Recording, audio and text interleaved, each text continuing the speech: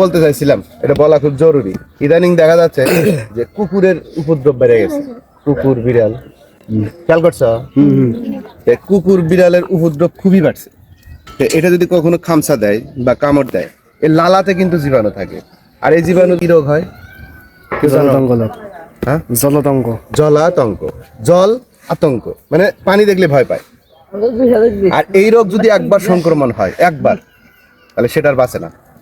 সংক্রমণ হলে আর বাঁচানো সম্ভব হয় না। এই পর্যন্ত কেউ ফিরে আসেনি, মারা গেছে। তাহলে কুকুর এবং বিড়াল, শিয়ালও আছে, তো শিয়াল তো আমাদের এলাকায় কম, সাধারণত আমরা কুকুর বিড়াল। আর বিড়ালে কেন হয়? বিড়াল কুকুরের সাথে খেলা করে, তাই বিড়ালের লালাতে বা আঁচড় লাগলে জলাতঙ্ক রোগ হতে পারে। ঠিক আছে?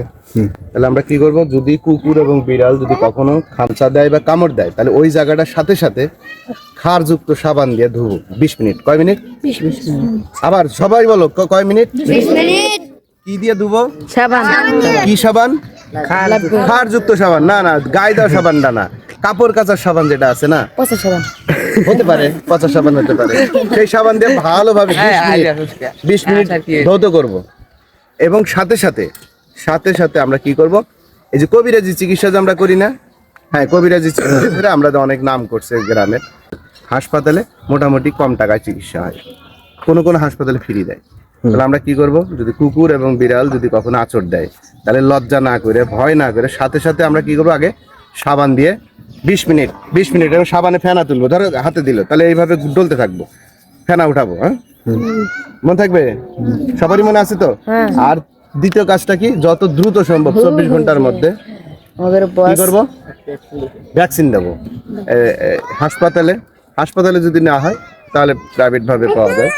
এই কাজটা দ্রুত তার সাথে সবাইকে ছেড়ে দিবা। তোমাদের যারা পরিচিত আছে গ্রামে, আমি ম্যাক্সিমাম লক্ষ্য করছি, কুকুর এবং বিড়াল খামচা দিলে তারা করে কি, ঝাড়া ফুঁক দেয়। হ্যাঁ, ঝাড়া ফুঁক দেয়।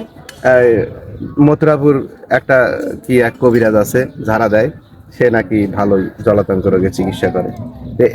এই চিকিৎসাটা আসলে বিশ্ব স্বাস্থ্য সংস্থার কোনো অনুমোদিত চিকিৎসা ব্যবস্থা না। WHO এর চিকিৎসা ব্যবস্থা হলে ভ্যাকসিন দিতে হবে। আজকে এই শিক্ষাটাই দেওয়ার জন্য আমি এত দূর থেকে আসছি, বুঝতে পারছো? আর তোমরা হয়তো মনে করো এটা তুচ্ছ ব্যাপার, এটা তো আমরা জানি না, কিন্তু একবার যদি হয়ে যায়, তাহলে কিন্তু সংক্রমণ হলে আর রিভার্স করা সম্ভব না, সে মৃত্যুর কোলে ঢলে পড়বে।